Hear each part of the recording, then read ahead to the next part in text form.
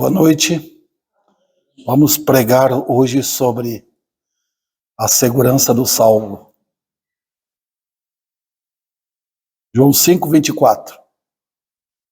Diz o quê? Em verdade vos digo, quem ouve a minha palavra e crê naquele que me enviou, tem a vida eterna. Não entra em juízo, mas passou da morte para a vida. Rei da glória, nós estamos aqui no mundo para teu serviço, até chegarmos naquela hora final, quando vamos deixar este mundo de tristeza, de saudade, de dor, de gemido, para estar com Cristo para sempre. Ajuda-nos a cumprir nosso dever fielmente, em pregar tua palavra. E que ela, Pai, no mundo agitado, no mundo cheio de maldade, no mundo que não te procura, nem gosta do Senhor, ela alcance pelo teu poder milhares de pessoas querendo ouvir a palavra de Deus. Nós te pedimos para o culto nesta noite, para a pregação deste livro maravilhoso. Em nome de Cristo. Amém. Nós estamos no capítulo 5 de João. Eu já preguei, acho que tanto sobre esse capítulo, né? Já falei tanto. Mas é o capítulo, domingo passado eu preguei nesse capítulo aqui, não nesse versículo, mas nesse capítulo. Está cheio. Eu poderia passar o ano inteiro pregando só nesse capítulo aqui, porque ele é cheio de riqueza. E Jesus está falando, sabe qual é o tema central desse capítulo? É que Cristo dá vida. E tem aqui nesse versículo duas coisas impossíveis para o homem: ouvir a palavra dele. Interessante, né? Como é que alguém pode ouvir a palavra de Deus? É impossível, porque é morto. Ele está falando com mortos aqui. Então, ouvir a palavra de Deus precisa estar vivo. Ouvir a palavra dele. Tem pessoas que ouvem uma igreja, ouvem um pastor, estou falando ouvir a voz do Senhor. É impossível. Porque só Deus pode fazer isso. Então, se você ama a palavra, é sinal que você tem vida. Sabe? Uma coisa que pulsa no coração de um crente é que ele ouve a palavra. Isso é um sintoma de que o coração está funcionando. Então, irmãos, para mim a maior luta do diabo na face da terra é por dúvida da palavra de Deus. Ele sempre fez isso desde o princípio. Os irmãos lembram lá do Éden? Ele pôs dúvida. Foi assim que Deus disse? E o povo cai nessa jogada do diabo. Deus não faz isso, não. Hoje está pondo isso. Deus é amor. Deus não vai fazer uma coisa dessa. Só fica falando de ira, dessas coisas. É Satanás jogando. Verde para colher maduro. Então, a nossa salvação, a salvação do crente, é algo assentado sobre um fundamento sólido da graça.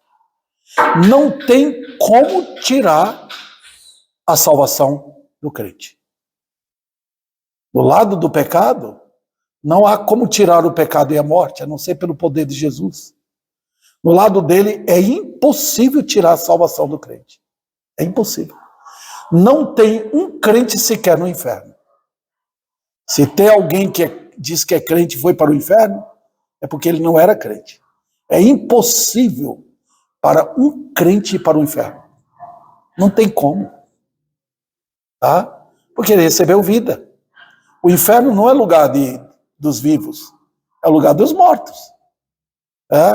Então, irmãos, o nosso fundamento, a base dele, é tão sólida que é impossível para um crente cair e ir para o inferno. É impossível. Ah, pastor, mas eu conheço e tal. Você está vivendo de experiência. E eu conheci pessoas que eram crentes, diziam que eram, mas não eram crentes coisa nenhuma. Tá? Não gostavam da palavra. Então, você quer ver um crente? Veja o amor que ele tem pela palavra. Ele está à procura da comida certa. Ele está com fome. Tá? Então ele vem atrás do alimento. Então Deus opera na vida de pessoas assim.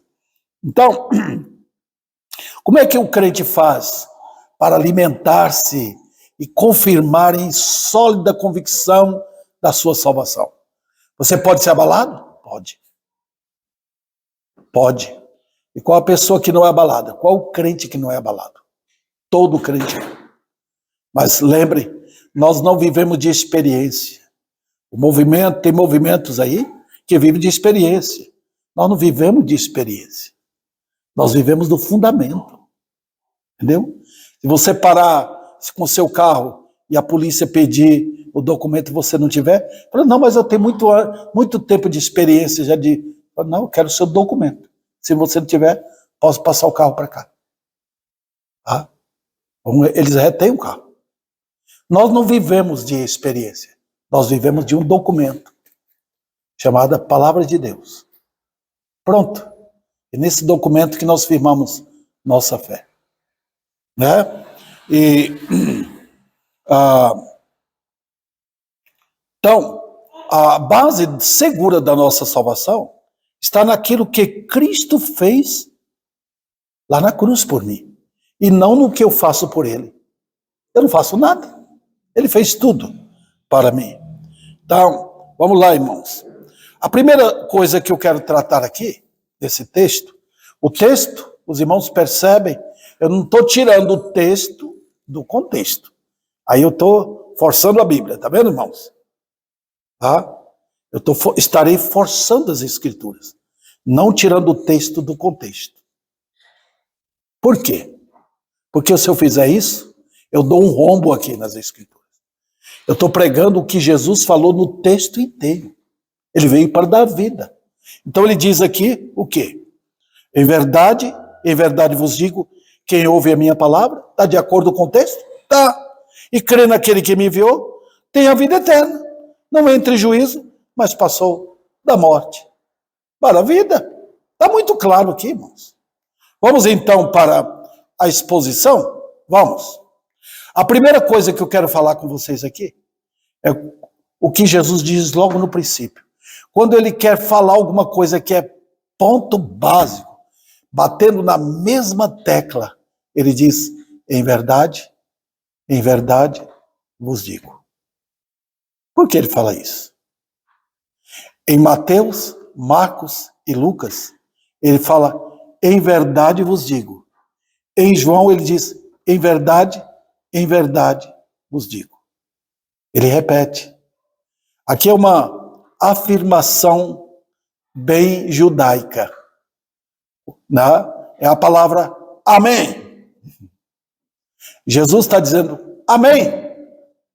E ele repete amém. Ele faz isso com a igreja de Laodiceia. Ele diz, eu sou o amém. O que ele quer dizer? Não há dúvida. Não há. Comigo não tem incerteza. Pode confiar. Quando termina uma oração, o que é que a gente fala? Amém. Por quê? Nós estamos confirmando aquilo. E em João, ele faz isso 2 vezes. Porque é um trabalho feito por ele e pelo Pai. Então ele está falando em nome dele e em nome do Pai. Então o texto é muito importante quando tem esses 2 amém aqui. Em verdade vos digo. A segunda lição aqui, que nós temos no texto, é que ele fala que o passo-chave para a nova vida. Qual é? Quem ouve a minha palavra. Você está vendo? Primeira coisa, Deus fala aqui. Tem algumas entidades evangélicas que trabalham com filmes, mas Deus nunca fala através de filme. Ele fala aqui, ó. Não é a visão, é o ouvir. A porta da alma é esse aqui, ó. Aqui é pura janela, irmãos. É aqui, ó. Ele bate na porta aqui. Lá em Apocalipse ele fala, eu bato na porta. Que ouvir a minha voz. Tá vendo? Agora, irmãos, é ouvir. Tem dois modos de ouvir. Tem aquele modo de ouvir que você ouve. Vamos supor que um pai vê seus filhos brincando na rua. E ele chama, meninos, está brincando com outros. Venha para casa. Todas as crianças estão ouvindo. Mas quem vai atender são os filhos dele. Então tem dois modos de ouvir. Um ouvir que obedece e um ouvir que não obedece. Os irmãos lembram quando Saulo ouviu a voz de Cristo? Saulo, Saulo, por que me persegues? Saulo ouviu? Os amigos deles ouviram? Ouviram, mas fugiram. Somente Paulo tombou e conversou com Cristo caído. Então tem um ouvir que é chamado na Bíblia o ouvir de obediência. É isso que acontece. Então, o que está acontecendo hoje? Cadê os ouvintes? Não tem. Todo mundo está querendo ouvir hoje o louvor. Vamos lá para a igreja, vamos cantar louvor. Não estão prontos para ouvir.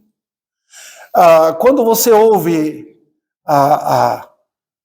o culto, você ouve uma mensagem que você gosta. Não é a mensagem que você precisa. É aquilo que você gosta. O povo hoje é assim. Eles entram na igreja como a gente entra para comer uma pizza. Eu vou ali porque eu gosto de pizza. Eu vou comer ali porque tem uma comida japonesa. É minha preferida. Sabe? Talvez em casa ele tenha um arroz, um feijão, um bife, uma salada, mas ele quer aquilo. Muitos entram na igreja hoje, nas igrejas, para ouvir aquilo que ele gosta de ouvir. Ele quer alguma coisa para... me satisfaz. Né? Os judeus faziam isso, irmãos. Eles queriam estar, vocês notem aqui no capítulo 5, no capítulo 6 também, e no capítulo 8. Eles vinham para ouvir Jesus fazer alguma coisa, olhos, e falar o que eles gostavam de ouvir. Eles gostavam de ouvir coisas boas. Tá? O povo gosta de coisas que eles chamam positivas, palavra amiga. Mas não é isso. É ouvir. Você lembra quando Filipe foi acionado para falar com aquele eunuco? Está aí em Atos capítulo 8. Aquele homem estava com a Bíblia aberta. Em Isaías 53. Ele queria saber quem é aquele homem que sofreu tanto. Foi necessário Filipe assentar com ele e apresentar Cristo. E ele se converteu ali. E ele foi para a terra dele como uma nova pessoa, uma nova criação. Né? Então, irmãos, o segredo aqui é ouvir. Tem muitos que ouvem a palavra, mas vão embora. Não quero ouvir. Repito aqui, é o ouvir obediente.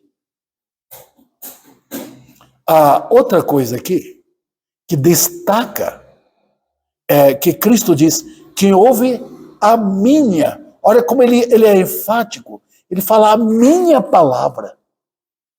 Minha palavra.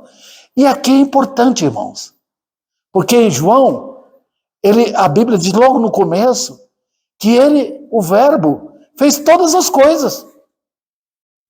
O maior poder que existe é a palavra de Cristo. Porque quando ele fala algo para vir alguma coisa.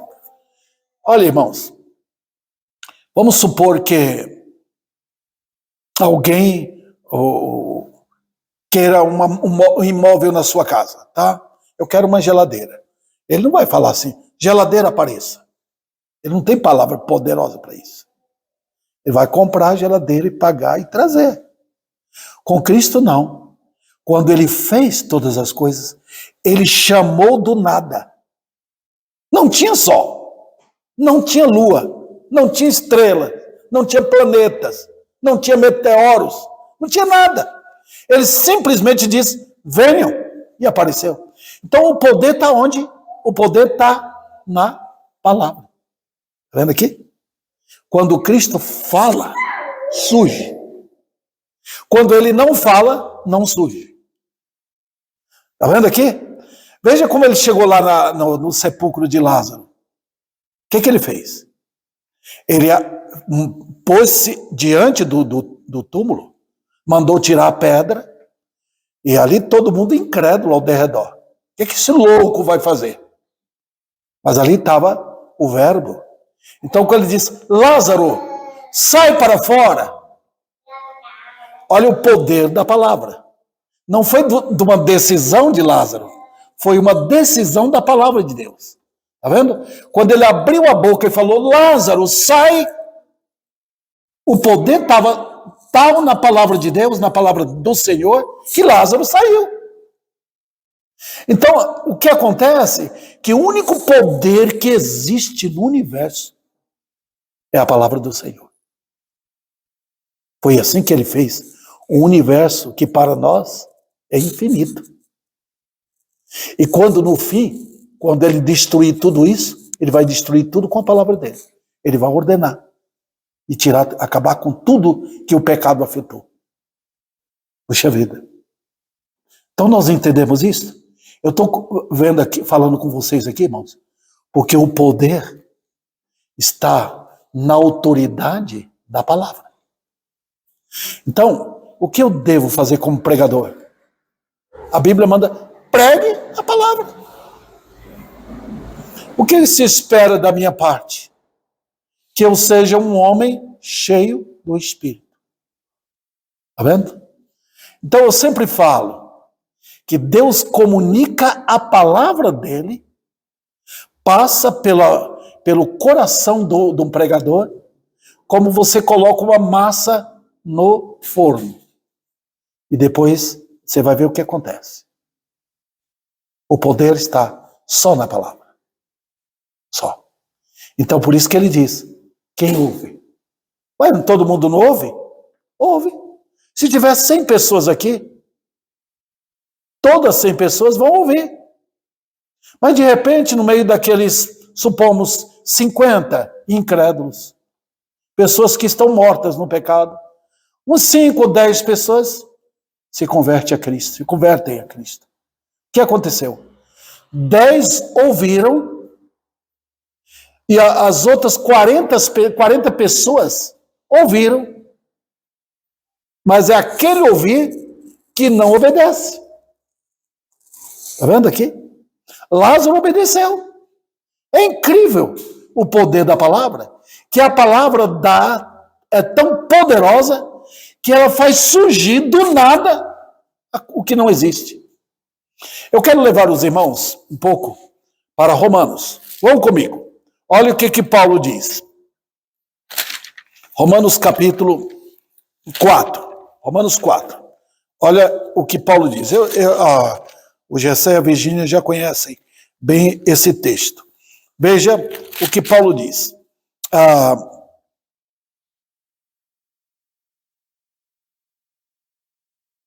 Veja, versículo 17. Como está escrito, por pai de muitas nações te constituí. Está falando de Abraão, tá? Perante aquele no qual creu, o Deus que vivifica os mortos e chama à existência as coisas que não existem. Não sei se os irmãos pegaram. Olha, Aí está o Antônio, ele não é crente. Não é crente. Para nós, Antônio existe. Para Deus, o Antônio não existe. É porque ele não tem vida, a vida em Cristo. Então Deus está chamando o Antônio, porque Antônio é chamado até de coisa aqui. O que não existe, Deus chama de coisa. Quando existe, ele põe um nome. Veja, quando ele chamou Lázaro, ele chamou Lázaro. Os outros que foram sepultados naquele cemitério, ele não chamou. Se ele chamasse, vem Antônia, Antônia sairia. Vem Esther, Esther sairia. Mas ele só chamou Lázaro. Porque ele chama as coisas que não existem. É difícil explicar, né? Mas quando alguém morre, não existe mais. A minha esposa morreu. Para nós aqui, na vida aqui, ela não existe mais. Ficou a lembrança, ficou fotos dela, mas ela não existe mais. Ela nunca mais virá para minha casa. Ela nunca mais virá para minha companhia. Ela está lá no céu agora. Para esta vida que pode procurar. Se ela tinha que receber alguma coisa de alguma entidade, ela não recebe mais. Ela não existe. Eu posso chegar lá na Bahia, falar, seu Raimundo, Dona Rosa, eles não estão mais, não existem mais. Sumiram. Então, queridos irmãos, Deus na sua palavra, a palavra dele funciona chamando à existência coisas que não existem. Então, eu citei a ilustração de Antônio. Antônio não existe. Mas quando Deus chama o Antônio, Antônio aparece. Agora Antônio existe. Está vendo aqui? É o poder da palavra de Deus. Então, não tem, irmãos, poder maior do que a palavra de Deus, a Bíblia. Não existe. E isso é chamado evangelho. O que eu tenho feito aqui, sempre, por anos. E Deus nunca deixou faltar esta comida aqui. Nunca. Eu nunca deixei de pregar. Porque eu sei que quando Deus opera maravilhas, Ele vai fazer. Então nós só esperamos o dia. Lá no Salmo 110, ele diz, no dia do poder dele. Não é no dia do meu poder. Eu posso fabricar uma igreja. Eu posso construir uma igreja. Eu posso ter gente do meu jeito. Posso ter gente que goste de mim. Mas aqui nós não estamos tratando disso. Nós estamos tratando do poder do evangelho que chama a pessoa da não existência à existência.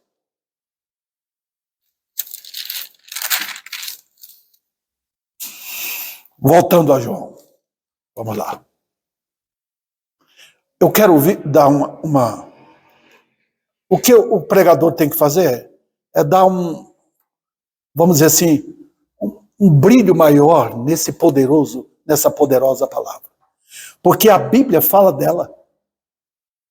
E várias vezes. Olha o livro dos Salmos. Olha Provérbios. Olha a pregação dos grandes pregadores. A palavra de Deus. Olha aqueles profetas. Eles criam no poder do evangelho. Então eu quero mostrar aqui, e minhas palavras são pouquíssimas, irmãos, são bem ínfimas para explicar isto, tá? Ela é o martelo, tá? Olha o poder da palavra. Lá em Jeremias 23, quando Deus está chamando a atenção dos falsos mestres, que eles brincavam. Hoje eu vejo aqui no Brasil homens dizendo que são pregadores, dizendo que são homens que receberam revelação de Deus, mas são amantes do dinheiro, são avarentos, mentirosos, sabem como enganar o povo. Então eles são filhos do diabo, porque estão mentindo, usando a palavra de Deus em vão, falando que Deus não mandou que eles falassem. Aí, Deus fala o quê? O que eles têm a ver com minha palavra? Eu não mandei eles. Está vendo? Então, irmãos, é muito perigoso, por exemplo, um jovem até dentro da igreja, ou uma mulher que quer ser pastora, levantar para falar da palavra de Deus. Deus não mandou. Mesmo um homem, eu quero ser pastor. Deus não mandou. Ele disse, eu não mandei, e eles foram. Por quê? Ele disse, a minha palavra é suficiente.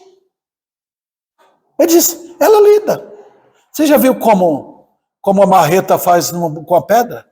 Você vai batendo, batendo, batendo com força e esmiuça. A palavra de Deus é a mesma coisa. Você pode mudar o coração do homem? Não. Você pode trazer para a sua igreja, pode ensinar as músicas da sua igreja, pode ensinar o que você crê na sua igreja, mas não foi mudado o coração dele. O coração do homem natural é uma verdadeira rocha. Tá? É terrível o coração do homem. Mas quando Deus chama, a palavra vem como martelo, pá! Em Romanos, Paulo fala que é uma verdadeira dinamite. Os irmãos sabem o que dinamite faz. Quando vão quebrar pedras por aí, eles usam dinamite, sai de perto. Porque o que o dinamite faz é coisa aterrorizante. Tá? Então, irmãos, ela esmiuça a penha. A penha é a rocha mais dura que tem. Tá? Ela é também a verdade. Queridos irmãos, o nosso presidente, ele sempre usa esse versículo de João 8,32. E conhecereis a verdade, e a verdade vos libertará. Ele, dentro do aspecto da política, ele está plenamente certo. Ele está tratando com gente que mente. Ele diz que a verdade liberta, e liberta mesmo. Quando eu fico sabendo da verdade de alguma coisa, pronto, tudo está esclarecido. Alguém pode mentir, mas de repente a verdade traz tudo a lume. Porque os homens vivem como vivem. Eles vivem numa escuridão. Eles vivem debaixo de uma nuvem de mentiras. Os homens do pecado não veem o sol. Eles não têm esclarecimento. Eles acreditam em mentira. Eles vão atrás de um líder religioso, dão dinheiro para eles. Eles se alimentam de mentira. Então, quando eles pegam a Bíblia, eles pegam uma gota de um versículo aqui, uma gota de um versículo ali, e adicionam na mentira, para dar um sabor. Foi assim que eu fiz a minha comida hoje.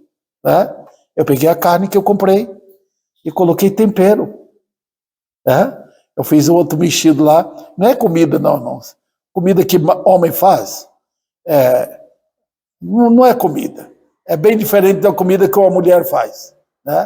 Ela sabe com capricho fazer uma comida. Tem homens que sabem também. Eu não sei.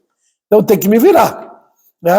Mas notem, queridos, o que os incrédulos fazem, eles pegam as mentiras e adicionam aqui um pingo de mentiras da verdade e coloca lá, para dar um sabor.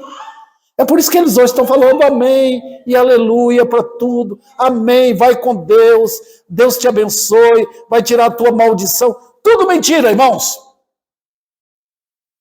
Tudo mentira. Então, queridos, quando chega a verdade liberta.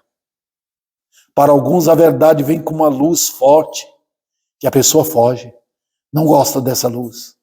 Foi assim que fizeram os amigos de Paulo. Quando ouviram, fugiram. Quando viram a luz, fugiram, com medo. Eu já preguei em lugar aqui, que quando apresentei a verdade, pessoas fugiram, literalmente, correram. Um correu para um lado, outro correu para o outro. Por quê? A verdade vem e esclarece. Foi por isso que os judeus queriam matar Jesus. Tá? Porque a verdade feria o orgulho deles. Outro detalhe. ela também é apresentada na Bíblia como um instrumento de batalha. Tá? A arma de guerra dos soldados antigamente era flecha, mas muito especial a espada. Porque a espada era a arma de confronto pessoal. Tá? Eles tinham outras armas poderosas. Eles tinham o rei Uzias fez armas de atirar pedras longe, tá? Catapulta chamada, catapulta, de atirar pedras longe. Mas a espada era a arma principal, porque era a arma de confronto pessoal.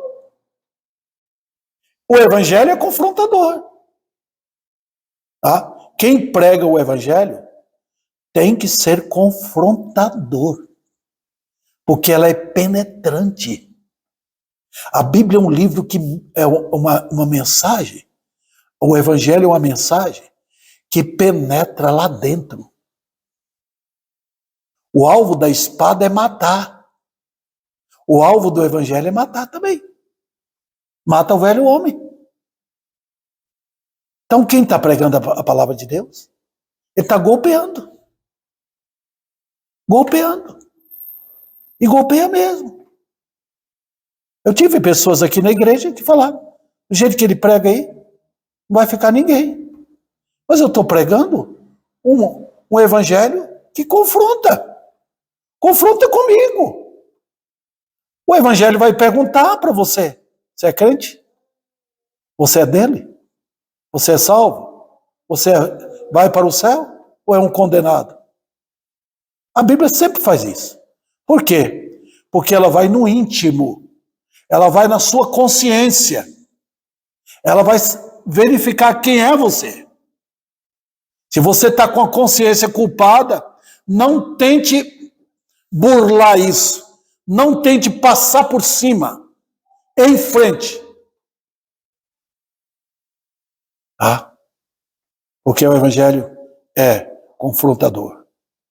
Outro detalhe a respeito do evangelho, irmãos, é que ela é espada, ela é o instrumento que produz a fé eficaz. Que impressionante! O homem, por natureza, não crê, mas a Bíblia leva o crer para ele.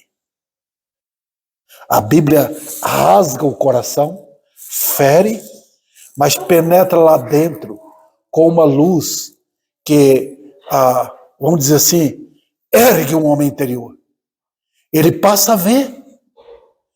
Fé é ver a glória de Deus. Fé é ouvir a verdade.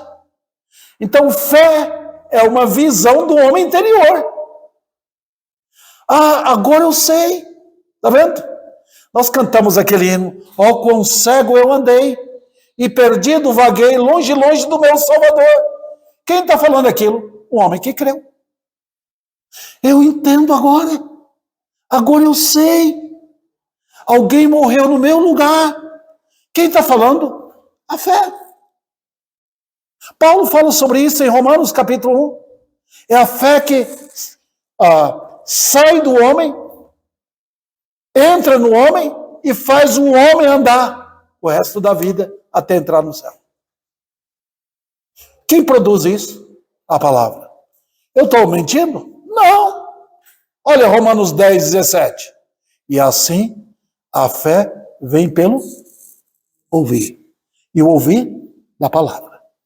Está vendo? Então os irmãos percebem? Eu tenho na mão aqui, irmãos, o maior poder que existe. Esse livro. Não tem poder igual. Eu não sei como um pastor pode gastar tão pouco tempo na palavra. Porque aqui está o maior poder que existe. O poder que assombra o diabo. O poder que assombra a morte. O poder que assombra o inferno. O poder que dissipa o pecado no mundo. O poder que ressuscita mortos. O poder da palavra. Não tem um crente sequer, um só, que não veio a existir pela palavra. Ninguém é salvo porque ouviu uma oração bonita. Ninguém é salvo porque gosta de uma música. Ninguém. O homem é salvo porque Deus chama. E como é que ele chama? Ele chama pelo poder da palavra dele. Foi isso que Paulo falou para Timóteo. Timóteo era um jovem pastor. Pregue a palavra. Pode pregar. Há tempo e fora de tempo. Pregue. Outro detalhe aqui, irmãos. A palavra de Deus é eterna. Antes que você nascesse, a palavra de Deus já estava. Antes que você nascesse, que eu nascesse, já estava a palavra de Deus. Você sabe o que é que faz o mundo funcionar? O universo inteiro? A palavra. Hebreus capítulo 1, acho que o versículo 2, fala ali que o Senhor Jesus, ele mobiliza toda a criação pela palavra do seu poder. Impressionante. Porque os astros estão lá em cima, pendurados, bilhões e bilhões de toneladas. E eles não descem. Por quê? O poder da palavra. Irmãos, tenta fazer uma bola coberta de água. Pega uma bola do seu filho e tenta colocar água em torno da bola para fazer uma bola de água. Não por dentro, por fora. É impossível. Mas o planeta Terra é uma bola de água. Como essa água não cai? Como? Só tem uma resposta. A palavra do seu poder. Está vendo? Então, queridos, eu não tenho algo mais poderoso do que o livro de Deus. Se Deus não operou maravilhas salvando almas, é porque ele não deu ordem ainda.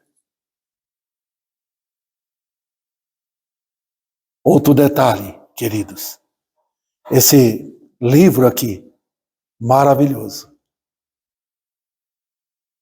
é eterno. Passarão os céus e a terra, mas o que a Bíblia diz? As minhas palavras não vão passar. Eu vou morrer. A palavra de Deus fica aqui. Está vendo? A palavra de Deus, o livro de Deus, é a maior bênção que o mundo pode ter. Não estou falando meramente do livro. Essas pessoas que estão andando pelo mundo, milhares delas aqui no Brasil, têm a Bíblia. Mas você pode ter a Bíblia sem ela ter nenhuma função. Eu já falei para os irmãos que eu conheci um homem que ele punha a Bíblia aberta bem na escadaria da casa dele. Porque ele acha, supersticiosamente, que ela trará ou espantará maus olhados. Superstição. Não é para isso a função. Aqui temos um livro. Outro detalhe, queridos irmãos. Deixa eu ver aqui. Eu acho que eu fui. Deixa eu passar. Eu tinha subido aqui e perdido o contato. Esse ouvir da palavra, eu já falei com vocês. Isso aqui eu já falei. É o ouvir obediente. Depois, eu ouvi a palavra de foi uma palavra maravilhosa. Eu já vi muitas pessoas falando, mas que pregação. Mas o que você entendeu? Não sei. Não resolve nada. Foi aquele pregador pregou hoje, foi uma bênção. Mas o que você entendeu? Não sei. Não tem O efeito é que falou ao meu coração. Quebrou meu orgulho. Tirou minha vaidade. E me pôs perante a cruz. Essa é a função da palavra. Outro detalhe, ouvir a palavra é um ouvir de obediência. É aquele igual o filho pródigo, quando voltou para a casa do seu pai. É igual aquela parábola que Jesus contou, de um pai que mandou um filho fazer uma coisa. 2 filhos. Um não foi. O outro também não quis ir, mas arrependido foi. Então, o objetivo da palavra é levar homens e mulheres ao arrependimento. Não é pregado isso hoje, irmãos. Eu sei que tem mais pastores que pregam. Arrependei-vos. Mas a mensagem mais importante da Bíblia é levar o homem ao lugar onde Deus fala com ele. Que lugar é esse? Igreja Batista aqui? Não. A outra igreja ali? Não. É um lugar chamado, ele mesmo dá o nome, o lugar do arrependimento. Quando o homem ouve a palavra de Deus, com o ouvido obediente, ele vai dizer, o que eu fiz? Olha a minha miséria. Olha como eu ofendi Deus.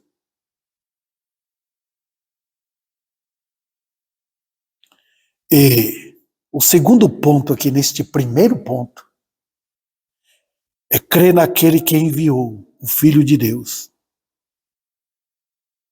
É impossível você crer no Filho sem crer no Pai. Não tem desligar, tá? Às vezes você gosta de uma pessoa, de uma família, mas não gosta de outro parente daquele. No caso de Jesus Cristo, você creu nele, então de todo o coração, você está crendo no Pai. As duas pessoas, uma honra a outra. Tá vendo? Quando eu creio em Jesus, eu creio no Pai. Quando eu creio no Pai, eu creio no Filho. Tá vendo? É impossível haver se desligar. Tá? E o que acontece? Você creu nele? Foi o Pai que mandou o Filho. E outra coisa, você crê nele? Sabe quem entregou você a ele? Foi o Pai. Todo aquele que o Pai me dá, esse virá a mim. Então, olha que coisa. Deus pega você, o Pai, e entrega ao Filho. Você está crendo no Pai também. Porque a providência disso tudo foi feita pela triunidade. Olha que trabalho majestoso. Uma pessoa da Trindade me pegou, foi o Pai, porque ele me escolheu, me levou ao Filho para me salvar e mandou o Espírito para habitar em mim e me selar para ser dele para sempre. Isso que nós estamos vendo em Efésios. Vamos explicar melhor? O crer em Cristo não é esse meramente crer. Tem muitas pessoas que dizem, eu creio. Você sabe, chega no capítulo 12 de João, você vê que muitas autoridades nos dias de Cristo creram nele. Creram. Muitos creram mesmo. Viram as obras dele, viram os milagres dele, ouviram que ele era o Filho de Deus, creram. Mas creram para a salvação? Não. Por quê? João 12 diz que eles recusavam confessar. Estavam com medo das autoridades, com medo de ser excluídos da sociedade judaica. Tá? Medo. Então tem aquela fé que não vem de Deus. Aquela fé tímida. Pode ter certeza que muitos judeus criam em Jesus, criam. Reconheciam que ele era o Filho de Deus, reconheciam. Mas estavam lá perante a cruz mandando crucificá-lo. Tá? Então, existe um crer que não vem de Deus. Até Tiago ataca a fé de muitos. Fala, vocês dizem que creem, mas até os demônios creem. E eles obedecem. Tá? É muito perigoso. Olha, queridos, que crê esse? Ele que, conforme Jesus diz aqui, e crê naquele que me enviou. Vamos ver. Primeiro, eu apresento esse crer como uma obra de Deus. Deus abrindo, furando o ouvido, para que a alma possa ouvir. É o toque da palavra. É Deus acordando o morto. Levanta-te, ressuscita o Lázaro. Venha, Maria, José, Antônio, Pedro, vinde. Então, quando ele chama, pecadores vêm. Então, queridos, e essa fé é aquela fé que faz a pessoa mirar a cruz. Mirar a cruz do Calvário. Você pode crer em milagres, você pode crer em profecia, mas se não houve o crer que mirou o Cordeiro que veio ao mundo para tirar nossos pecados, e você poder saber que aquele fardo do pecado que você tinha nos seus ombros, aqui, um fardo pesado, uma consciência culpada, você tinha quebrado a lei de Deus, você andou por caminho tortuoso, você ofendeu a Deus, você ofendeu seus amigos, você ofendeu os pais, ofendeu a sociedade, em tudo você desonrou a lei de Deus.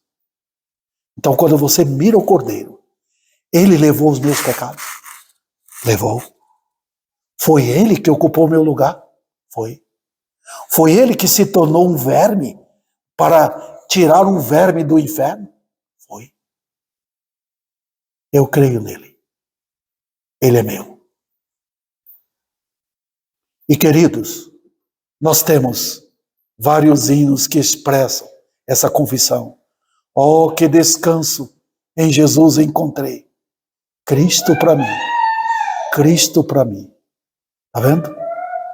Ouvi o Salvador dizer, vem descansar em mim. Ouvidos da fé. Estão vendo? Que fantástico, irmãos. Outra coisa. O crer, ele expressa esse crer numa invocação. Por isso que a Bíblia diz que todo aquele que invocar o nome do Senhor será salvo. Não é gritaria, não é choro, é uma invocação na alma. É a pessoa lá dentro. Lá dentro diz, tem alguém que pode me salvar? Eu estou sentindo a minha miséria. Eu sei que se eu não for salvo, purificado dos meus pecados, eu estou perdido. Eu irei para o inferno. Esse é o crer. O crer que abre a boca da alma e fala, Jesus me salva. Irmãos, o crer que é aquele crer banal. Eu creio apenas algo da mente. Não tem valor. Eu já falei para os irmãos, eu li um livro, tem lá em casa, o pregador de uns 200 anos atrás. Quiseram que pusesse a foto dele no livro. Ele disse, não queria não, porque ele dizia, não vale a pena ver a cara de um pecador. Impressionante, um homem de Deus. Mas ele falou algo naquele livro que eu nunca esqueço. Ele diz, Deus fala não na mente e nem no sentimento.